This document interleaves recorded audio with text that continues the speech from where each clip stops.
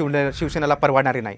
आणखी एक महत्त्वाची बातमी येते म्हणजे मीरा भाईंदरमध्ये देखील भाजपच्या पदाधिकाऱ्यांनी राजीनामा दिलेले आहेत। आपण बघतो एकीकडे नवी मुंबईतले भाजपचे पदाधिकारी नाराज आहेत नरेश मस्केंच्या उमेदवारी विरोधात, तर तिकडे मीरा भाईंदरमध्ये देखील भाजपचे पदाधिकाऱ्यांनी आपल्या पदाचे राजीनामा दिलेले आहेत।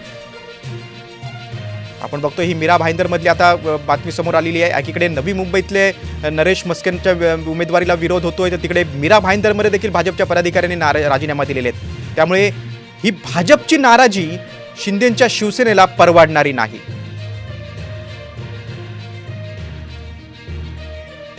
आपण अधिक माहिती घेऊया, आमचे प्रतिनिधी महेंद्र वानखेडे आपल्यासोबत आहेत। महेंद्र, ही नाराजी भाजपची नाराजी शिवसेनेला परवडणारी नाही, काय तोडगा निघणार का?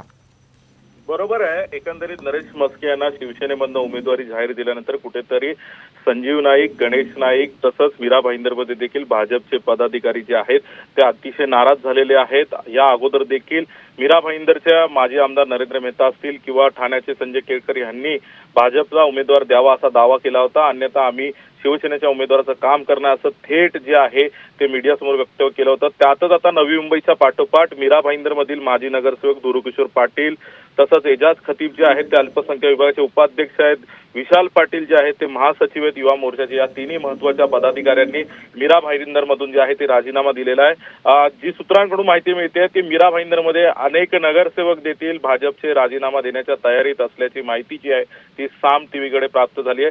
नेमका आता हे राजीनामा सत्र थांबवण्यात कितपत मुख्यमंत्री यशस्वी नक्कीच महेंद्र, आता यांची या भाजपच्या नाराज पदाधिकाऱ्यांची मनधरणी कशा प्रकारे केली जाते ते बघणं महत्त्वाचं आहे। तुम्ही सविस्तर माहिती दिली त्याबद्दल धन्यवाद।